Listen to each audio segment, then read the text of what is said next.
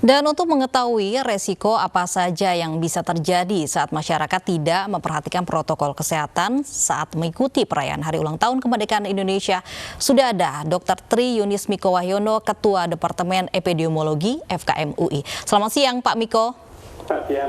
Baik, Pak Miko, ini di tengah pandemi masih saja ada warga yang memang ikut lomba karena merupakan tradisi setiap tahunnya begitu nih. Apa sebenarnya resiko saat memang warga tetap merayakan 17-an apalagi lomba di tengah pandemi COVID-19 ini? Ya, saya senang bahwa masyarakat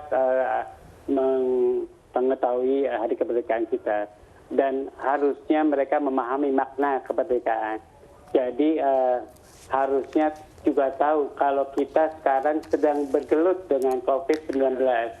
Oleh karena itu, saya menghimbau pada masyarakat di zona merah, upacaranya berlangsung sesuai ketentuan pemerintah, yaitu virtual, dan hanya dilaksanakan oleh petugas-petugas yang harus ada, seperti komandan upacara, inspektur upacara, pengibar bendera, itu tidak banyak. Kemudian harus 10 orang, kemudian malam anugerahnya, malam kenegaraannya juga dibatasi, kalau bisa 20 orang. Kemudian penurunan bendera sama dengan pengibaran benderanya. Nah, sekarang masalahnya adalah pada pemeriahannya dengan perlombaan-perlombaan. Kalau bisa zona merah, orange, dan kuning tidak ada perlombaan. Jadi kalau bisa di daerah ini kita sedang berjuang dengan COVID-19. Jadi itulah makna kemerdekaan. Jadi harus kita menurunkan kasus COVID-19 ini dengan serendah-rendahnya begitu. Nah, kalau zona hijau mungkin diperbolehkan melakukan perlombaan, tapi dengan memperhatikan protokol kesehatannya begitu. Baik, kemudian protokol kesehatan seperti apa yang tepat ketika memang warga tetap merayakan lomba 17-an?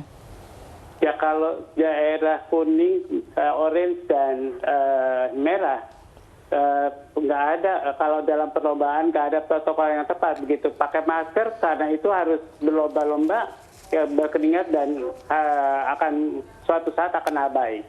Ya, belum lagi cuci tangan, belum lagi jaga jarak. Jadi seharusnya tidak ada aja di zona kuning, kemudian di zona orange, dan di zona merah. Kalaupun mungkin diperbolehkan adalah di zona hijau. Zona hijau boleh dengan protokol kesehatan yang ketat, begitu kira-kira, Pak. Baik, artinya memang harus ada pembatasan yang jelas untuk jumlah yang mengikuti lomba, begitu zona merah dilarang mengadakan lomba-lomba 17-an, apalagi zona kuning, zona selain zona hijau begitu ya Pak ya. Kemudian ada imbauan di beberapa daerah begitu, hanya imbauan saja kepada warga agar sebaiknya tidak mengikuti atau mengadakan lomba. Menurut Anda seperti apa? Ya, jadi sekarang kita akan merayakan Hari Kemerdekaan yang ke-75 begitu. Mari kemerdekaan kita pekikan untuk bebas dari COVID-19. Mari kita berjuang untuk menurunkan penyakit COVID-19. Mari kita berjibaku berpatriot untuk pekik merdeka dari COVID-19. Kemudian tadi juga melihat ada beberapa warga yang tetap mengadakan lomba.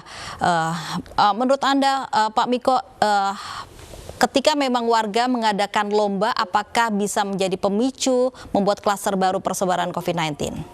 Kalau itu di zona kuning, orange, dan merah, peluangnya sangat besar.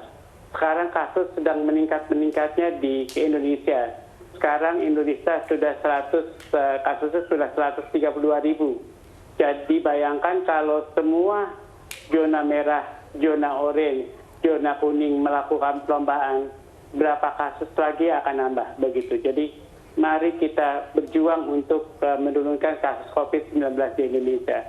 Itu pun sama dengan perjuangannya sebagai patriot bangsa ini. Baik, terakhir Pak Miko, sebaiknya pemerintah dan juga warga menyambut kemerdekaan Republik Indonesia ini seperti apa di tengah pandemi COVID-19? Jadi kalaupun ada acara, maka harusnya itu dibuka rumah masing-masing, mari kita teriakan kemerdekaan dengan memperhatikan penularan COVID-19. Jadi mari kita pergikan kemerdekaan di depan rumah masing-masing. Baik, terima kasih Pak Miko sudah bergabung bersama kami di Anyus Siang.